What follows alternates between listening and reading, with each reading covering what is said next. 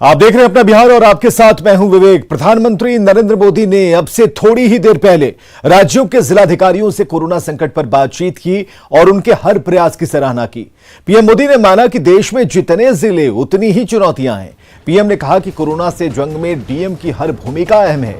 PM ने कहा कि दूसरी लहर में गांवों को बचाना है, गांव गांव में जागरूकता बढ़ानी होगी और जो दूसरी लहर का पीक है अब नीचे आ रहा है। कोरोना से लड़ने के लिए बेहतर नीति बनाएं और हमारी इस लड़ाई एक जीवन बचाने की है और जो गाइडलाइंस हैं सभी गाइडलाइंस का पालन करवाना भी जरूरी है। पीएम केयर से हर जिले में ऑक्सीजन प्लांट की बात कही, तो जो बड़ी बातें वो हम आपको बता रहे हैं। उन्होंने जो बड़ी बातें कही जिसमें कहा कि जरूरत के हिसाब से फैसले लेने की छूट है आपको, ताकि अपने क्षेत्र के लिए आप उन फैसलों को ले पाएं। कम होते आंकड़ों के बीच सतर्क रहना भी बेहद जरूरी है। कोरोना के खिलाफ युद्ध में आपकी भूमिका अहम है और आप एक तरह से इस युद्ध के फील्ड कमांडर हैं। तमाम जिलाधिकारियों को संबोधित करते हुए प्रधानमंत्री ने ये बातें कही हैं और उन्होंने कहा कि हमारे हथियार हैं लोकल कंटेनमेंट जोन, जो छोटे छोटे कंटेनमेंट जोन बांटे गए हैं और इन सभी जोन पर टेस्टिंग का भी ध्यान रखना होगा कि कोई भी टेस्ट के बिना कोई ना छूटे और गांव में कोरोना फैलने से रोकना होगा। इसके लिए प्रयास और भी तेज करना होगा। आपका जिला सुरक्षित कैसे हो, इस पर आप बेहतर सोच सकते हैं। साथियों, हमारे देश में जितने जिले हैं उतनी ही अलग अलग चुनौतियां भी हैं। एक तरह से हर जिले के अपने अलग चैलेंजेस हैं। आप अपने जिले के चैलेंजेस को बहुत बेहतर तरीके से समझते हैं और इसलिए जब आपका जिला अगर जीतता है तो मतलब देश जीतता है। जब आपका जिला कोरोना को हराता है तो देश कोरोना को हराता है। और इसलिए जिले का मिजाज, गांव गांव में एक मैसेज कि मेरा गांव मैं कोरोना मुक्त रखूंगा, मेरे गांव में मैं कोरोना प्रवेश नहीं करने दूंगा। ये गांव के लोग संकल्प लें और गांव के लोग जिस प्रकार से व्यवस्थाएं करते हैं, मैं तो हैरान था पिछले बार जबकि ये कालखंड था और पता नहीं था कि इस स्थिति में कैसे करना, फिर भी हमने गांव में एग्रीकल्चर सेक्टर के लिए कोई लॉकडाउन नहीं लगाया था। और मजा यह है कि खेतों में गांव के लोग काम करते थे तो खेत में भी सोशल डिस्टेंसिंग के साथ खेती के काम शुरू किए थे। पिछली बार आपको याद होगा। मतलब हमारे गांव कितनी तेजी से संदेश को पकड़ भी लेते हैं और अपनी जरूरत के हिसाब से उसको मॉडिफाई करके पक्का कर लेते हैं। गांव की ये ताकत है। मैंने देखा है आज भी कई गांवों ने अपने यहां आना जाना सब बहुत अच्छे ढंग से मैनेज किया है। गांव की जरूरत के लिए एक या दो लोग बाहर जाते हैं, चीजें लेकर के आते हैं, गांव में बांट देते हैं और गांव में से कोई मेहमान भी आए तो उसको पहले बाहर रखते हैं। गांव की अपनी एक ताकत होती है। तो गांव में कोरोना को लेकर पीएम मोदी गंभीर हैं, लेकिन अब आपको कोरोना संकट के बीच दोहरी आफत को दावत की हैरान करने वाली खबर हम दिखाने जा रहे हैं। जो तस्वीरें हम आपको दिखा रहे हैं ये वैशाली के राघोपुर दियारा की हैं, जहां पीपा पुल पर जाम में फंसी इस भीड़ को देखकर आप अंदाजा लगा सकते हैं कि यहां से महामारी के हालात कितने बिगड़ सकते हैं, किस कदर कोरोना विस्फोट हो सकता है। महामारी के खतरे के बीच पीपा पुल पर लगा ये जाम बड़े हादसे को दावत दे रहा है। पुल पर किसी एक की भी थोड़ी सी चूक या किसी भी तरह की मामूली गलती सबके लिए एक बड़ी मुसीबत बन सकती है, क्योंकि ना तो खुद पीपा पुल मजबूत होता है और ना ही इस पुल की रेलिंग इस तरह की बेकाबू भीड़ को सहने की क्षमता रखती है। पुल पर बेकाबू भीड़ की स्थिति यह थी कि घंटों लोग जाम में खड़े रहे, एक दूसरे से टकराते रहे, आगे निकलने की कोशिश करते रहे और सबसे हैरानी की बात कि काफी लोगों के चेहरे पर तो मास्क भी नहीं है। तो वैशाली के पीपा पुल पर हम ये तस्वीरें दिखा रहे हैं। महामारी और हादसे को दावत देती है तस्वीरें, जहां भीड़ टिकी हुई है, आगे निकलने की होड़ मची है। अब पीपा पुल की स्थिति इतनी भी ज्यादा मजबूत नहीं है क्योंकि कई हादसे हो चुके हैं और राघोपुर दियारा के ऊपर ये जो पीपा पुल है जो दियारा को जोड़ता है, वो कहीं ना कहीं इतना कमजोर है। हालांकि अभी भी लोग टिके हुए हैं इस पुल पर बिना मास्क के, बिना किसी सावधानी के। कुछ लोग तो नीचे से भी गंगा को पार पाने की कोशिश में लगे हैं। तो ये तस्वीरें बताती हैं कि जागरूकता की बात एक तरफ सभी लोग करते हैं, गांव को बचाने की जद्दोजहद चल रही है, जिलाधिकारी के साथ प्रधानमंत्री की मीटिंग हो रही है। बावजूद इसके जो ग्रामीण क्षेत्र के लोग हैं उनकी लाचारी, उनकी बेबसी भी है कि वो अपने सामानों खरीदारी के लिए, अपनी जरूरत की चीजों को लाने के लिए इस पुल का सहारा लेते हैं। लेकिन भीड़ किस कदर एक भयावह स्थिति को दावत दे रही है, यह भी इन तस्वीरों से जाहिर है। पीपा पुल पर घंटों जाम की स्थिति, भीड़ में कईयों के चेहरे पर मास्क नहीं, कुछ लोग हिम्मत कर रहे हैं कि गंगा को ऐसे ही पार कर जाएंगे, वो भी तस्वीरें हैं। और पीपा पुल की स्थिति जो जर्जर स्थिति है, इसके पहले हमने आपको रिपोर्ट भी दिखाई है। रेलिंग उतनी मजबूत नहीं है कि किसी बड़े हादसे के समय ये रेलिंग आपको बचा पाएगी नदी में डूबने से। तो फिलहाल राघोपुर दियारा को जोड़ने वाले इस पीपा पुल की कहानी कुछ इन तस्वीर में ऐसी नजर आती है कि पुल तो कमजोर है, लेकिन आपकी जागरूकता भी कमजोरी के मुहाने पर है। इधर बाघा में कोरोना को लेकर अभी भी लोग बेपरवाह हैं। बाराहाट के साप्ताहिक हाट बाजार में कोरोना गाइडलाइंस का जमकर माखौल उड़ा और हाट में खरीदारी को लेकर भारी भीड़ जुटी। ज्यादातर लोग बिना मास्क के दिखे, सोशल डिस्टेंसिंग की धज्जियां उड़ गईं। नियमों के पालन को लेकर प्रशासन की लापरवाही भी नजर आ रही थी। पुलिस का एक भी जवान मुस्तैद नहीं था।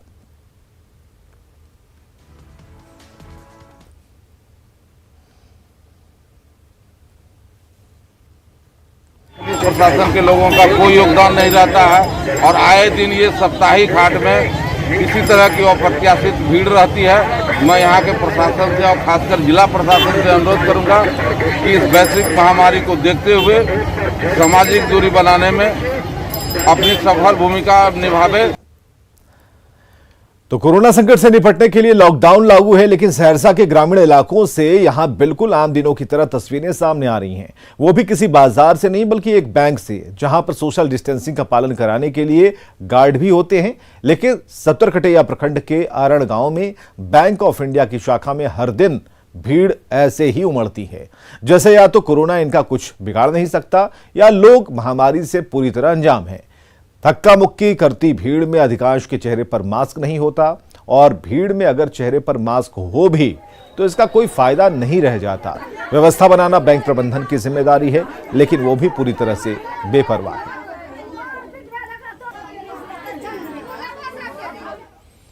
इधर कोरोना संकट के बीच दरभंगा के डीएमसीएच में प्लाज्मा एफरेसिस मशीन धूल फेंक रही है। नगर विधायक संजय सरावगी ने जब अस्पताल का दौरा किया तो मशीन के बेकार पड़े होने के लिए सीधे सीधे अस्पताल प्रशासन को जिम्मेदार बताया और जल्द से जल्द इसे चालू करने की प्रक्रिया पूरी करने का निर्देश दिया है। अस्पताल में अब तक इस मशीन को चलाने के लिए ना तो ऑपरेटर है और ना ही इसे शुरू करने के लिए लाइसेंस ली गई है।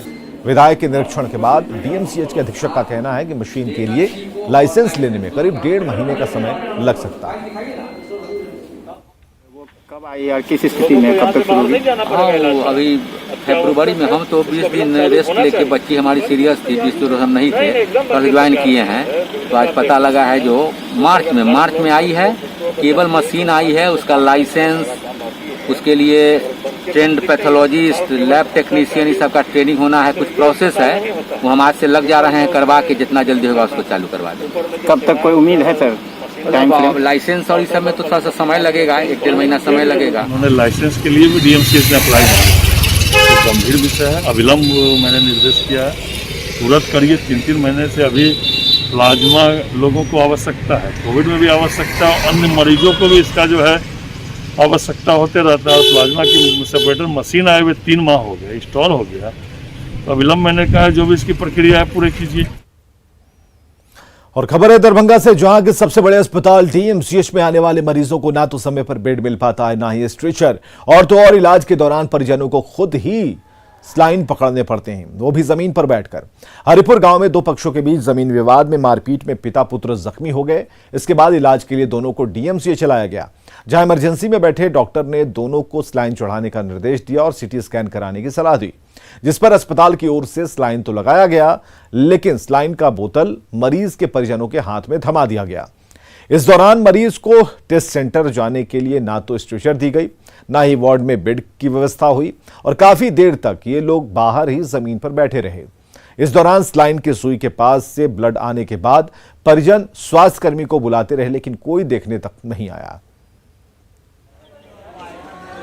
स्ट्रक्चर नहीं दिया गया, बोला हाथ में पकड़ के ले, लगभग 20 मिनट हो गया हम लोग। जी क्या करेंगे?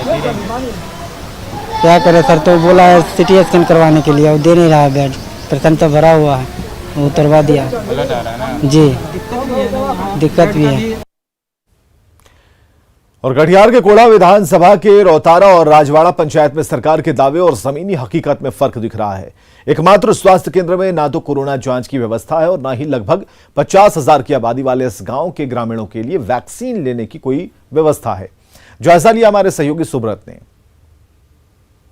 के बाद अब ग्रामीण इलाके में कोरोना के कहराम के बाद सरकार का दावा है कि ग्रामीण इलाके तक इलाज के सुविधा के साथ साथ तमाम सुविधा मुहैया करवाया जा रहा है, लेकिन इसकी जमीनी सच्चाई क्या है आप देख सकते हैं। हेल्थ एंड वेलनेस सेंटर है, ये स्वास्थ्य केंद्र राउतारा है और बड़ी बात है कि लगभग 2 साल पहले मुख्यमंत्री जी आए थे और इसी स्वास्थ्य केंद्र का भव्य उद्घाटन हुआ था, लेकिन आज इस स्वास्थ्य केंद्र में ना तो कोरोना जांच की सुविधा है और ना ही वैक्सीनेशन की सुविधा है, जिसे लेकर स्थानीय लोग बड़ा परेशान हैं, क्योंकि ये जो 2 पंचायत का इलाका है ये कोढ़ा प्रखंड में आता है और कोढ़ा प्रखंड से इसकी दूरी लगभग 38 किलोमीटर है।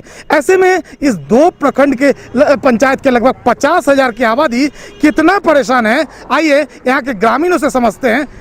क्या व्यवस्था है कोरोना को लेकर आपके गाँव में, क्या व्यवस्था है? कहीं कुछ नहीं, ना कोई जांच हो रहा है, ना इंजेक्शन पड़ रहा है, ना भोजन का कोई इंतजाम है, कहीं कुछ नहीं, हम लोग मर रहे हैं। कैसे क्या जो कोई कम्युनिटी किचन वगैरह चालू हुआ है? नहीं कुछ नहीं। मैंने वो शमीम साहब जो जिला जनता दल के अध्यक्ष हैं, मैंने 7 दिन पहले मैंने उनसे निवेदन किया था, निरंतर अभी भी मैं टेलीफोन से संपर्क किया था, तो उन्होंने कहा कि एडीएम साहब को कह दिए हैं 2 दिन में रोताड़ा स्कूल में खुल जाएगा दोनों पंचायत का। आज 7 दिन हो गया, कहीं कोई सुनधी लेने वाला नहीं है। कितना आबादी है इस 2 पंचायत? ये 50-52 हजार की आबादी है यहाँ। बताया जा रहा है कि जांच होगा, अब घर घर गांव तक जा, क्या लगता है आपका स्वास्थ्य केंद्र में जांच, आपका घर घर तक जांच के बाद कितना सच लगता है? अब तक तो हमको नहीं मालूम है कि जांच हुई है। मैं भी रोताड़ा ग्राम पंचायत का निवासी हूँ। अब तक तो हमको कहीं किसी भी घर से रिपोर्ट ऐसा नहीं आया, ना हम, जब मेरी जांच नहीं हुई तो दुनिया की बात क्या कर सकता हूँ। मेरी पत्नी है, मेरे 2 बच्चे हैं, उसकी जांच नहीं हुई, मैं आता हूँ घूम के चले जाता हूँ। किचन कैसे चलता है? कम्युनिटी किचन का कहाँ चल रहा है? कोई किचन नहीं है, कहीं कोई किचन नहीं। तो निश्चित तौर पर ये ग्रामीण स्तर पर ग्राउंड की सच्चाई है। लोग बता रहे हैं यहाँ तक जो व्यवस्था की दावा किया जा रहा है वो ना तो वैक्सीनेशन की हो पाया है, ना ही कोरोना की जांच हो रहा है और लगभग 50,000 की आबादी वाले इस क्षेत्र में कोई कम्युनिटी किचन नहीं है, जिस कारण ग्रामीण परेशान है। सुब्रत, न्यूज़ 18 कटिहार। आप देख रहे हैं अपना बिहार। शिवहर से खबर है, जहां जल्द ही ऑक्सीजन जनरेशन प्लांट का निर्माण होगा। सदर अस्पताल में ऑक्सीजन जनरेशन प्लांट का निर्माण होना है। इसके लिए इंजीनियर्स की एक टीम ने सदर अस्पताल का निरीक्षण किया है। डीएम की माने तो फिलहाल जिले में ऑक्सीजन की कोई कमी नहीं है और नए ऑक्सीजन प्लांट लगाने के लिए प्रशासनिक टीम दिन रात जुटी है। मीटर का जगह चिन्हित किया गया है। 2 दिन पहले वहाँ के इंजीनियर लोग भी आए हुए हैं इसको असेसमेंट करने के लिए। यहाँ पे कोई इशू नहीं है। अगर जो भी छोटा मोटा जो सप्लाई ट्रांसफार्मर लगाने की वो बात है वो भी सब क्लियर कर दिया है। अभी वहाँ पे प्रोसेस में है, जल्दी आना चाहिए, हो जाएगा तो ऑक्सीजन सप्लाई मिल जाएगा। 7 नदियों से घिरे खगड़िया में कटाव हर साल दस्तक देती है। कटाव के कारण खेती युक्त जमीन के साथ घर भी नदी में समा जाते हैं। कटाव के कारण कहीं गांव के अस्तित्व पर संकट मंडराने लगता है और ऐसे में जल संसाधन विभाग ने ऐसी जगहों को चिन्हित किया है, कटाव निरोधी कार्य की शुरुआत की है। बिलदौर के तलिहार के पास जमींदारी बांध को बचाने के लिए दिन रात कटाव निरोधी कार्य कराया जा रहा है और जल संसाधन विभाग के इस काम से लोगों को उम्मीद जगी है कि इस बार शायद उनका गांव कटाव की जद में आने से बच जाए। हमारे सहयोगी दिग्विजय ने जायजा लिया है। बिलदौर में कोसी नदी ने पिछले साल रौद्र रूप दिखाते हुए जो कटाव शुरू हुआ था, उसके बाद से जो तेलिहार गांव है उस पर कटाव का खतरा मंडरा रहा था। कटाव की स्थिति इतनी तेज थी कि ये जो जमींदारी बांध है वहां तक कटाव पहुंच चुका था। लेकिन इस साल जल संसाधन विभाग के द्वारा कटाव निरोधी कार्य शुरू किया गया है। ये आप देख सकते हैं कि ये तेलिहार गांव के पास जो जमींदारी बांध है वहां पर कटाव निरोधी कार्य शुरू किया गया है। 24 घंटे एक तरह से कहे तो दिन रात कटाव निरोधी कार्य को यहाँ पर जारी रखा हुआ है। जो मजदूर हैं वो जियो बैग के सहारे उस कटाव निरोधी कार्य को कर रहे हैं। बांस बल्ले के सहारे उस जियो बैग को वो टैग कर रहे हैं एक तरह से। ये पूरा स्थिति देख सकते हैं कि दिन रात यहाँ पर कटाव निरोधी कार्य चल रहा है। हालांकि गांव वाले जो पिछले साल दहशत में थे उनको थोड़ी सी राहत मिली है। कटाव हो रहा है तो जियो बैग भर के स्लो बन रहा है। बल्ला करा गया है जो कि गेवियन डाल के दोनों बल्ला के बीच में गेवियन डाल के और उसके बाद फिर उसको कैंची टाइप का बल्ला पतला वाला काट के उसमें करते हैं जो कि कटाव को रोके। तेलिहार है, पश्चिमी तेलिहार है। कटाव के चपेट में हम अच्छा बच रहे हैं। पिछला वर्ष अब अच्छा स्थिति है। रेत है ये ना पूरा अनुमान तो लग रहा है कि बच जाएगा, लेकिन इनका मन हो जाएगा सर तो ये भी 25 फीट उखाड़ सकता है। कोसी है क्योंकि हम लोग को घर था बालू पर 7वां उपटाउन में अभी बांध पर है। जी सर, लेकिन जरूर मानेंगे। ये कोसी नदी के किनारे जो बेलदौर का ये आपका तेलिहार गांव है वहां पर ये कटाव निरोधी कार्य चल रहा है। 600 मीटर कटाव निरोधी कार्य यहाँ पर होना है। उसके लेकर के दिन रात मजदूर यहाँ पर काम कर रहे हैं। ऐसे में समझा जा सकता है कि जिस तरह से पिछले साल कटाव निरोधी कार्य शुरू होना था लेकिन इस बार कटाव निरोधी कार्य शुरू हुआ है। ऐसे में गाँव के जो अस्तित्व पर संकट मंडरा रहा था वो काफ़ी हद तक कम हो सकता है। दिग्विजय कुमार, न्यूज़ 18 खगड़िया। बालू के अवैध कारोबार पर न्यूज 18 के ऑपरेशन पीला सोना का बड़ा असर हुआ है। खान एवं भूतत्व विभाग की प्रधान सचिव हरजोत कौर ने डीजीपी को पत्र लिखा है और बालू के अवैध उठाव पर तत्काल रोक की मांग की। डीजीपी को लिखे पत्र के जरिए प्रधान सचिव ने बालू के अवैध कारोबार में शामिल माफिया पुलिसकर्मियों पर कार्रवाई की मांग की है। इधर कटिहार में पुलिस ने पिकअप वैन से 60 कार्टन शराब जब्त की है। पिकअप वैन में आलू प्याज के बोरे के नीचे शराब छिपाकर लाई जा रही थी। पुलिस को सूचना मिली थी कि पश्चिम बंगाल से पिकअप में शराब छुपाकर लाई जा रही है और इसके आधार पर पुलिस ने छापेमारी की और ड्राइवर और पिकअप वैन के मालिक के खिलाफ एफआईआर दर्ज कर उनकी गिरफ्तारी के लिए अभी भी छापेमारी कर रही है। तो इसको गौरा पुल के पास उसको रोके, चालक उतर के भाग गया और उस बोलेरो का सर्च किया गया तो आलू प्याज के बोरी ऊपर था और नीचे में आपको 60 कार्टून अंग्रेजी शराब था। इसका कुल मात्रा 540 लीटर हुआ, सब बरामद किया गया है। नालंदा में एक बार फिर नगर परिषद के ठेले पर शव ढोने का वीडियो वायरल हुआ है। वीडियो इस्लामपुर प्रखंड का बताया जा रहा है, जहां कोरोना संक्रमण से शंकर चौधरी की मौत के बाद शव को ठेले पर स्मशान घाट लाया गया और एक दिन पहले ही बिहार शरीफ नगर निगम का ठेला पर कोविड संक्रमित मरीज का शव स्मशान ले जाने का वीडियो वायरल हुआ था। और ऐसे में भले ही नालंदा जिला प्रशासन स्वास्थ्य व्यवस्था को लेकर दावे करे, लेकिन लचर व्यवस्था की पोल ऐसे ही खुलती है। संक्रमण काल में आम लोग शिकार हो रहे हैं। अंतिम संस्कार में भी लोगों को एम्बुलेंस नहीं मिल पा रही। उनके शव को कूड़े ढोने वाले ठेले से लेकर जाया जा रहा है और वायरल वीडियो इस्लामपुर प्रखंड के मलिक सराय मोहल्ले के वार्ड संख्या 2 का है। तो शव ले जाते दिखे निगम कर्मी और शव को किस तरीके से ले जाया जा रहा है। हालांकि पीपी किट जरूर निगम कर्मियों ने पहन रखा है, लेकिन देखिए जिससे कचरा ढोया जाता है उससे शव ले जाया जा रहा है और शव ले जाने के लिए भी एम्बुलेंस की व्यवस्था नहीं की गई, एम्बुलेंस उपलब्ध नहीं हो पाया। ये शर्मनाक करने वाली तस्वीरें नालंदा से आई हैं और ये तस्वीरें हम आपको दिखा रहे हैं और 2 तस्वीरें एक साथ हम आपको दिखा रहे हैं, जहां पर शव को कभी ठेले से तो कभी कूड़े और कचरे ढोने वाले ठेले से लेकर जाया जाता है। तो व्यवस्थाएं और उनकी जो सच्चाई है इस तरीके से इन तस्वीरों के जरिए खुलती नजर आ रही है।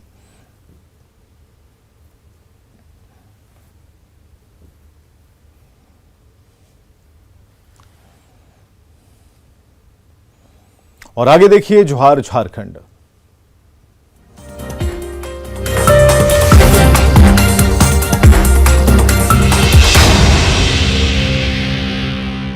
Headline presented